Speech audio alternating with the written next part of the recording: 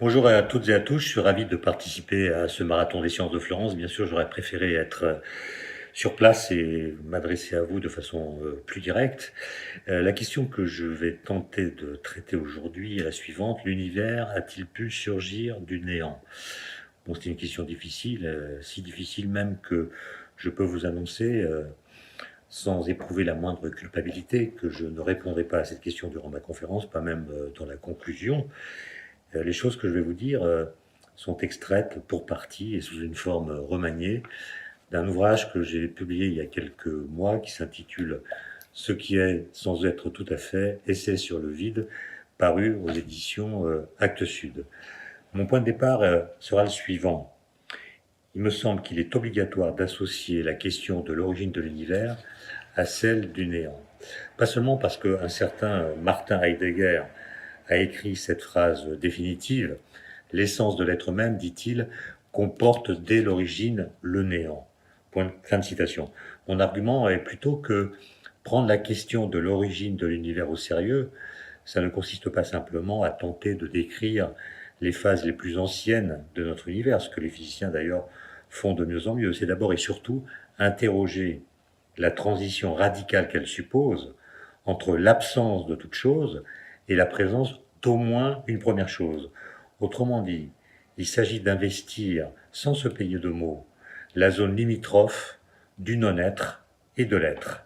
Vaste programme, me direz-vous, puisque en effet cela revient à affronter le mystère du néant et de ses métamorphoses possibles. Comment le néant, supposé avoir bel et bien existé avant l'univers, s'y est-il pris pour cesser d'être le néant? Par quelle dynamique interne a-t-il pu se séparer de lui-même? Bien sûr, si dans le sillage de penseurs comme Parménide, vous pensez que le néant n'existe pas, n'a même jamais existé, qu'il y a toujours eu de l'être, de telles questions n'auront pas le moindre sens pour vous. Car s'il n'y a jamais eu de néant, alors il y a toujours eu quelque chose qui n'était pas le néant, et l'univers n'a pas connu de commencement, il existe de toute éternité.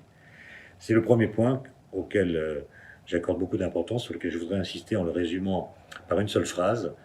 Penser l'origine de l'univers revient d'abord à admettre l'absence d'être, à admettre l'absence radicale et totale d'univers, et à imaginer ensuite comment cette absence a pu se transmuter en une première présence, celle de l'univers lui-même, ou celle d'un élément primitif qui en ferait partie. Le paradoxe d'un tel commencement, qu'on pourrait qualifier de pur, c'est-à-dire d'un commencement que rien ne précède, c'est qu'il se situe avant tout événement, là où et quand il n'y avait encore rien. Mais là où et quand il n'y avait rien, comment peut-il y avoir eu quelque chose, en l'occurrence un commencement? On voit par là que l'idée d'un commencement avec un grand C semble dépasser les capacités intellectuelles de notre modeste entendement. Bien sûr, avec ce genre de problème, on peut toujours ruser. Par exemple, on a le droit d'imaginer que le néant d'avant l'univers n'était pas seul, qu'il n'était pas seul au monde, si j'ose dire. Autrement dit, qu'il cohabitait avec autre chose que lui-même, par exemple avec un principe fondamental, ou avec un être transcendant, ou bien même avec les lois physiques que nous connaissons aujourd'hui, supposées avoir été actives dès avant le Big Bang. Le néant ainsi aidé, ainsi accompagné, ainsi entouré par autre chose que lui-même, aurait acquis le pouvoir de faire apparaître l'univers. Mais par quel mystérieux mécanisme? Les théories physiques, par exemple, ne le précisent guère. Elles n'indiquent pas comment elles ont pu ou elles auraient pu engendrer l'univers matériel censé leur obéir. Les récits de la création ne l'indiquent pas non plus, comme nous le verrons. Au demeurant, un néant accompagné par autre chose que lui-même mériterait-il encore d'être nommé le néant? Le néant peut-il exister autrement qu'en étant la seule chose qui existe? Ces questions apparaissent en filigrane dans toutes les cosmogonies. Selon certaines, l'univers n'a pas été créé comme le boulanger fait son pain. Il ne provient pas d'une réalité préalable qu'un agent créateur serait venu informer ou modifier. Il aurait été au contraire bâti tout simplement à partir de rien. C'est ce qu'on appelle, comme vous le savez, une création ex nihilo, expression fort étrange et même paradoxale, qui ressemble à une sorte de tour de passe-passe verbal, puisqu'elle suggère que l'absence de toute chose a pu créer une première chose. Mais comment donc? Par quel stratagème, là encore, le néant, où absolument rien n'existe, aurait-il pu créer quoi que ce soit? À moins que le nihil qui figure dans l'expression ex nihilo désigne non le néant, mais une espèce de rien qui serait déjà quelque chose, qui serait en somme mieux que rien, comme dirait Raymond DeVos. Ce mieux que rien qui serait déjà quelque chose, ce peut être par exemple la terre informe et vide dont parle la Genèse, à laquelle Dieu mit un terme par un acte de rassemblement des eaux, qui fit apparaître le sec et ordonna le monde. On peut aussi évoquer l'idée d'une cause première. Mais c'est quoi une cause première? Par définition, c'est une cause qui n'a pas à être elle-même fondée. C'est une cause qui est cause de soi en quelque sorte, une cause qui est déclenchante sans être déclenchée. Alors, on peut se demander si l'idée de cause première ne trahit pas l'idée même de causalité. Parce qu'une cause qui n'est pas elle-même l'effet d'une cause qui l'a précédée traduit le cycle causal tel qu'on peut le concevoir. Et d'ailleurs, à ma connaissance, il n'existe qu'une seule cause première, c'est celle qui nous est adressée lorsque nous sommes dans un aéroport à attendre d'embarquer dans un avion et un haut-parleur vient nous indiquer que notre vol sera retardé à cause, dit-il, d'une arrivée tardive de l'appareil. Et là, vous avez un cas où la cause du retard, c'est le retard qui devient du coup une cause première. Alors si on ne s'empresse guère d'expliquer comment le néant a pu devenir quelque chose, c'est sans doute parce qu'il est difficile de concevoir que le néant puisse être le sujet du verbe changer. Je m'explique. Vous vous souvenez que les Grecs avaient identifié un paradoxe entre la notion d'identité et celle de changement. Très simple d'ailleurs à repérer. Si une chose demeure identique à elle-même, c'est qu'elle n'a pas changé.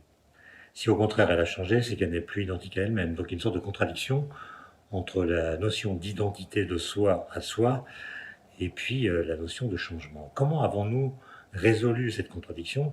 Par un stratagème un peu curieux, par un stratagème, disons, verbal, puisque dans notre langue, comme dans beaucoup d'autres, le sujet du verbe changer est précisément ce qui ne change pas quand nous disons qu'il change.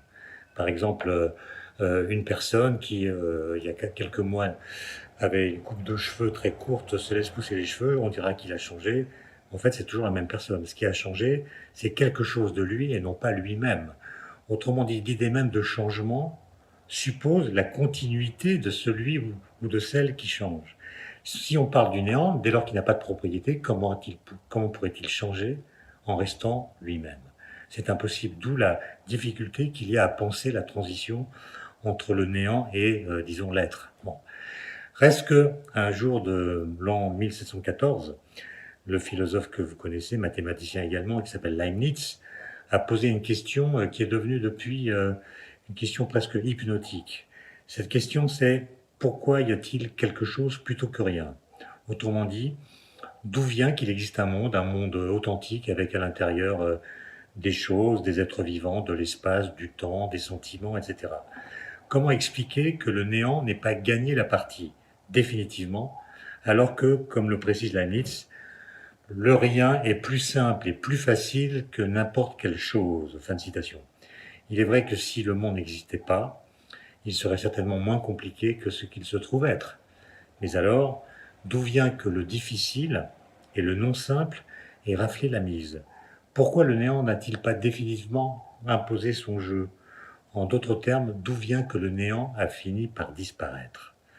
En guise de réponse, certaines traditions avancent parfois l'idée que la réalité a pour fonction de combler la béance, de remplir l'excès de vide qu'il y a dans le vide, mais vous m'accorderez là que c'est un peu jouer avec les mots, ce qui n'est pas pour me déplaire, mais ça ne produit pas une réponse sérieuse. Et à la question générale, pourquoi y a-t-il quelque chose? On pourrait tout aussi bien répondre avec les mots de Nicolas de Couz, ce penseur allemand de la fin du Moyen Âge, qui écrivait que s'il y a quelque chose, c'est parce que la pluralité des choses est née de la présence de Dieu dans le néant. Mais là encore, si le néant n'est pas seul, si Dieu est dans le néant, c'est-à-dire que le néant n'est plus un vrai néant, et on tombe sur les contradictions que j'évoquais tout à l'heure.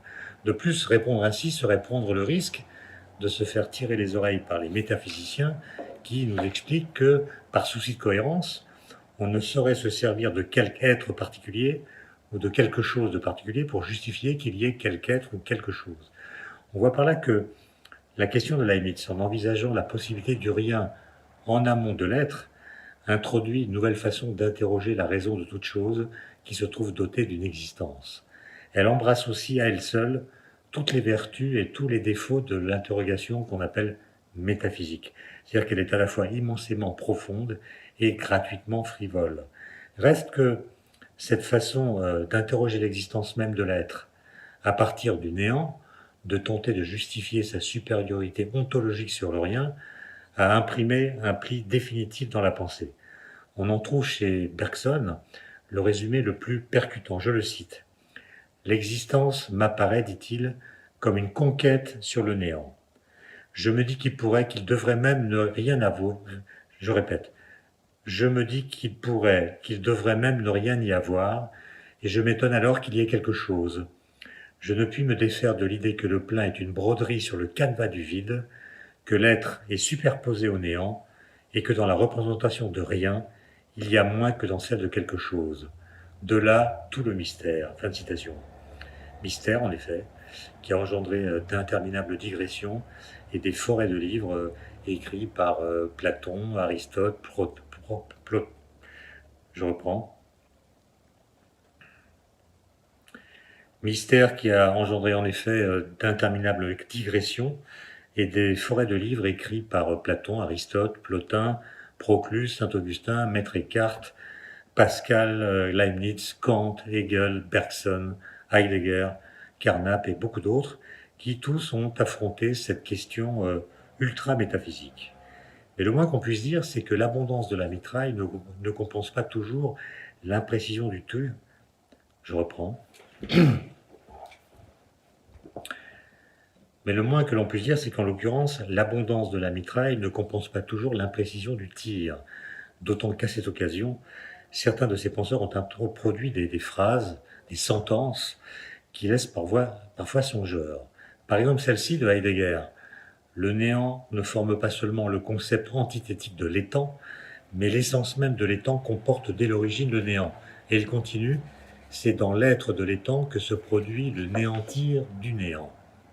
Bon, fin de citation. Si on comprend bien, le néant devrait donc cesser d'être pour que l'être apparaisse. Soit. Mais pour cesser d'être, ne faut-il pas déjà être? Or, si le néant est-ce qu'il ne contredit pas sa définition? Ou bien faut-il comprendre que l'être doit apparaître pour que le néant soit détruit? Ça ne coule pas de source. Comment le non-objet qu'est le néant pourrait-il être néanti? Bon. Il se trouve que les récits ancestraux qui racontent la naissance de l'univers ne s'y sont pas trompés. Ils évitent tous de tomber dans le piège de la création ex nihilo en affirmant d'emblée qu'au tout début, il y avait ceci ou bien cela. Ils imaginent le monde originaire déjà rempli de quelque entité préalable. On a l'embarras du choix, enfin ils ont l'embarras du choix. Cet être préalable, ça peut être une divinité, un dieu, un océan plus ou moins tumultueux, une matière informe, un chaos originel, un œuf authentique ou symbolique, un tohu-bohu où titube déjà la matière, l'espace et le temps, etc. Mais une question se pose. Un début qui fait suite à quelque chose, mérite-t-il vraiment son nom? À l'examen, non.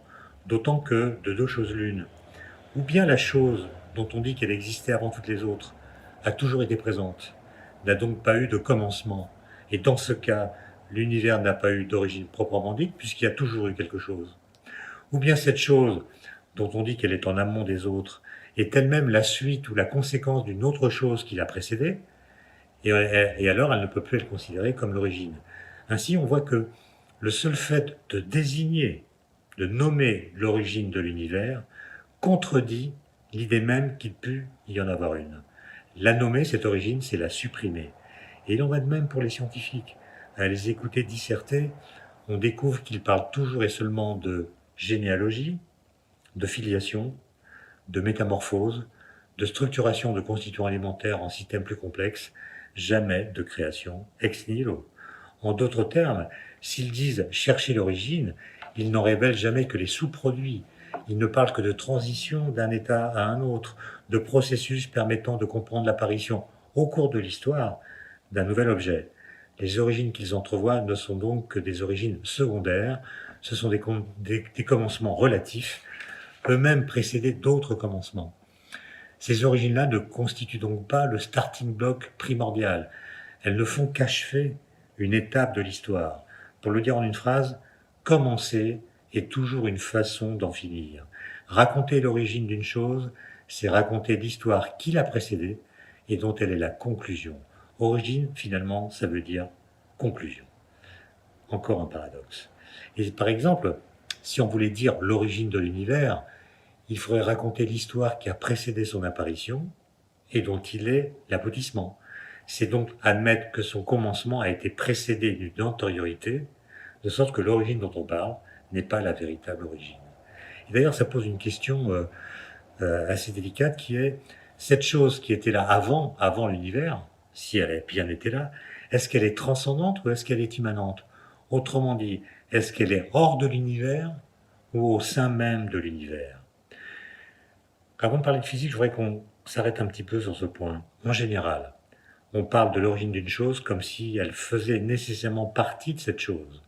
Dans le langage courant, l'origine de l'univers est évoquée comme appartenant à l'univers, du moins à son histoire. Elle est censée faire partie de son tout premier début, si j'ose dire. Elle se confond même avec son début. Et dans ce cas-là, on peut confier aux physiciens la mission d'aller la saisir. Mais chose troublante, dès lors qu'on envisage non plus l'origine, mais le fondement de l'univers, qu'on s'enquiert sérieusement de son origine véritable, on suppose implicitement que l'univers n'a pas en lui-même son propre fondement et qu'il y a lieu par conséquent de chercher son origine en dehors de lui. C'est ce que disait Kant. La cause du monde est à l'extérieur du monde. Mais si l'origine du monde est hors du monde, cela ne revient-il pas ipso facto à considérer le monde comme contingent, à poser qu'il aurait pu ne pas être, autrement dit qu'il n'était pas nécessaire? Je vous laisse réfléchir là-dessus. Bon, maintenant, je dois vous parler un peu de physique, notamment du vide quantique, dont certains disent qu'il pourrait être à l'origine de l'univers. Alors, le vide et le néant sont deux choses différentes, hein. Le néant, c'est ce qui reste quand on a absolument tout enlevé, alors que le vide, c'est quelque chose de particulier, c'est quelque chose de spécifique, c'est quelque chose dont on ne peut rien extraire. Bon. Et donc, on pourrait définir le vide comme étant ce qui reste quand on a tout enlevé, sauf le vide.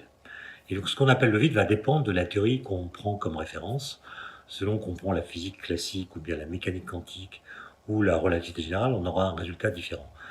Dans le cas de la physique quantique, on obtient un résultat intéressant parce que le vide quantique, c'est pas simplement l'espace-temps avec rien à l'intérieur, c'est l'espace-temps contenant certaines choses particulières sur lesquelles je ne vais pas tarder à revenir. Mais pour en donner une petite idée, je voudrais m'appuyer sur une expérience qui a été faite par Picasso, le peintre, à la fin de l'année 1945 et au début de l'année 1946. Il a peint 12 tableaux représentant le même taureau, mais de façon différente. Le premier tableau, qu'il a peint le 12 décembre 1945, représente un taureau tout de chair et de muscles, transpirant, massif, etc. Un peu plus tard, une semaine après, il a recommencé, il a peint un deuxième tableau, un peu moins charnu, un peu plus épuré, un peu plus abstrait, et ainsi de suite. Il a peint une série de taureaux qui le montrent de plus en plus géométrique, de plus en plus débarrassé de sa graisse ontologique. Et à la fin, le 17 janvier 1946, il a peint le dernier taureau qui se résume à quelques traits, quelques lignes. Et si par la pensée, on supprime l'une quelconque de ces lignes, on ne reconnaît plus qu'il s'agit d'un taureau. Autrement dit, Picasso est parvenu à une représentation minimale qui a évidé au maximum la figuration de départ. Mais à la fin, le taureau est toujours là, reconnaissable. Eh bien, on pourrait dire que le vide quantique, c'est pour la matière l'équivalent de ce dernier dessin. C'est le minimum qui doit exister pour que la matière qui est là soit possible. La physique quantique, pour ceux qui ne la connaissent pas, et je pense qu'ils sont rares puisqu'on en a beaucoup parlé les années précédentes à Florence, la physique quantique est à mains égards la théorie la plus folle de la physique. Elle est très éloignée des conceptions ordinaires du réel. Elle se formule en des lois qui défient l'imagination la plus débridée. Elle choque également le sens des mots en donnant à voir que le vide est tout le contraire d'un espace vide, comme je viens de le dire. Et c'est d'ailleurs le physicien Paul Dirac, britannique Paul Dirac, qui fut le premier à le comprendre. En fait, le vide est un espace habité, impossible à vider totalement. Il est empli de ce qu'on pourrait appeler de la matière fatiguée, de la matière qui est constituée de particules et d'antiparticules qui sont bel et bien présentes, mais dont l'existence n'est que potentielle. Elles évoluent, ces particules et antiparticules, comme des fantômes qui ne possèdent pas assez d'énergie pour pouvoir se matérialiser et devenir directement observables. Ces particules et ces antiparticules qu'on appelle virtuelles s'ébrouent dans une sorte d'ontologie mollassonne. Alors pour réveiller ces belles au bois dormant qui sont dans le vide quantique, pour les faire exister vraiment, il est nécessaire de leur procurer l'énergie qui manque à leur pleine incarnation, c'est-à-dire ce qu'on appelle leur énergie de masse. mc carré, m étant leur masse et c la vitesse de la lumière selon la formule d'Einstein. Et c'est en l'occurrence le vide qui peut jouer le rôle de prince charmant. De fait, il joue plutôt le rôle d'un banquier pathologiquement impatient. Il n'accepte de prêter de l'énergie aux particules virtuelles qu'il contient qu'à la stricte condition qu'elle lui restitue très rapidement le montant de l'emprunt. Alors très rapidement, ça veut dire en l'occurrence en moins de 10 puissance moins 21 secondes. Et en vertu de ce contrat sévère, des paires de particules et d'antiparticules virtuelles peuvent devenir réelles et surgir du vide quantique, mais avec l'obligation d'y retourner presque aussitôt pour rembourser leur dette énergétique en s'annihilant.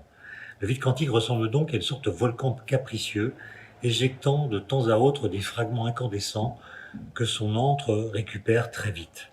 En fait, la physique quantique n'introduit pas de différence fondamentale entre un état physique contenant de la matière et un état physique n'en contenant pas. Les objets fondamentaux de la théorie sont ce qu'on appelle des champs quantiques qui s'étalent dans tout l'espace. La théorie quantique parle par exemple de champs électroniques plutôt que d'électrons proprement dit. Or, ce champ électronique possède la propriété d'être toujours présent, au sens où les équations de la physique quantique ne permettent pas d'imaginer une situation dans laquelle le champ serait totalement absent. En d'autres termes, le champ quantique est adhésif à l'espace, il ne peut pas en être décollé. Dès lors, comment envisager le vide? Il ne peut plus être considéré comme ce qui resterait si on enlevait ce champ, puisque ce champ ne peut pas être supprimé. Il devient plutôt un état particulier du champ, l'état dit fondamental, celui dont l'énergie est la plus basse possible.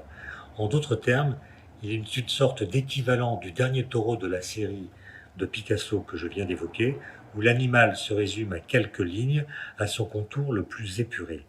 Il n'y a donc pas de distinction formelle entre le vide et les autres états de la matière, de sorte qu'il devient impossible de lui accorder un statut qui soit réellement distinct.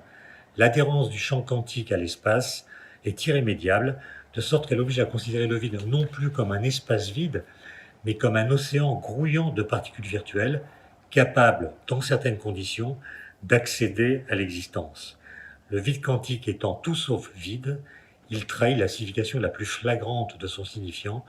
Il constitue en somme l'état de base dont émerge la matière, sans qu'elle coupe jamais son cordon ombilical.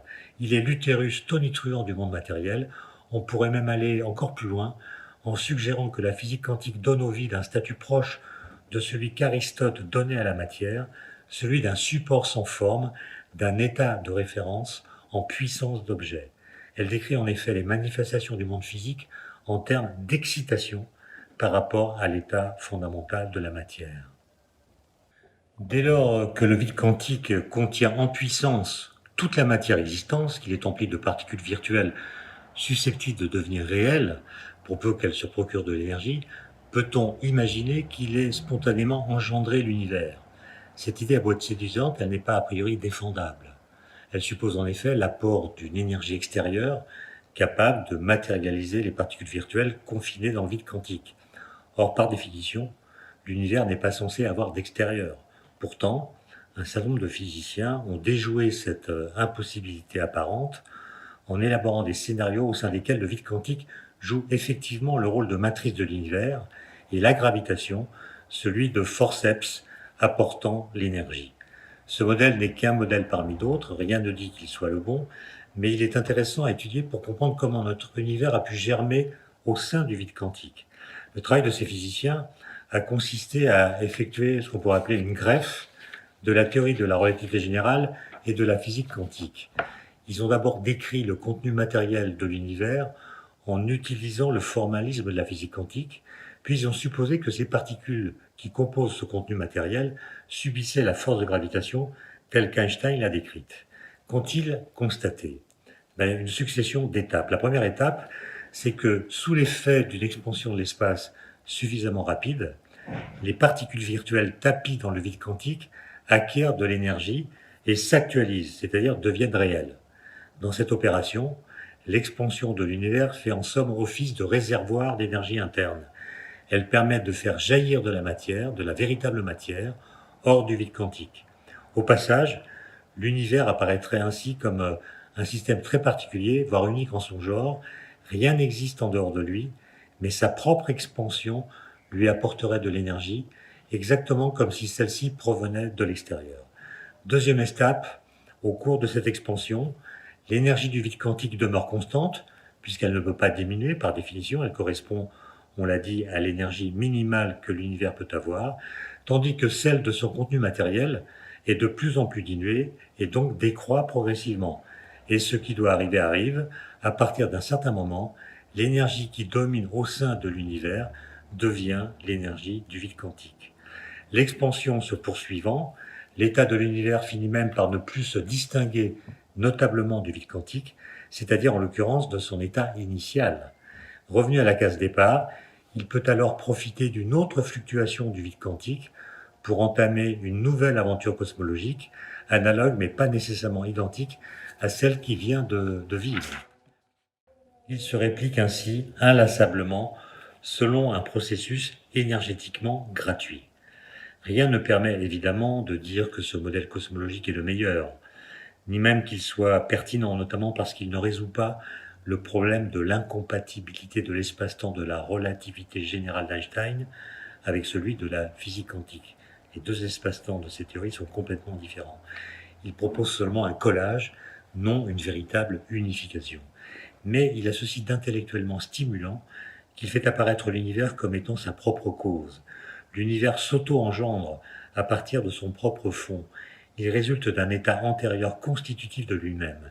Et dans cette optique, l'histoire cosmologique devient l'aventure d'un univers qui se renouvelle périodiquement en réémergeant de lui-même. Le nôtre, aujourd'hui âgé de 13,7 milliards d'années, ne serait en réalité qu'un maillon de cette chaîne temporellement infinie, c'est-à-dire un élément parmi d'autres d'un vaste ensemble d'univers surgissant tels des bulles grâce à l'excitation par la gravitation de telle ou telle fluctuation du vide quantique. Vous remarquerez que ce scénario fait l'économie du Big Bang, tel qu'il est habituellement présenté, au sens où il met en scène un milieu particulier, le vide quantique, qui aurait préexisté à la fameuse explosion. Ce déjà-là constituerait une sorte d'être premier, de cuisse de Jupiter originelle, dont tous les autres éléments de réalité tireraient leur existence. Ce que nous appelons notre univers ne serait en somme qu'une effectuation événementielle de cet être existant de toute éternité. Il serait une sorte de boursouflure du vide quantique ayant fortement grossi à force d'expansion. Je vous laisse réfléchir là-dessus, et avant de laisser la parole à ceux qui vont me suivre et à leur souhaiter bon courage, je voudrais vous livrer une anagramme qui vous aidera peut-être à réfléchir. L'origine de l'univers a pour anagramme un vide noir grésille. Je vous remercie pour votre attention.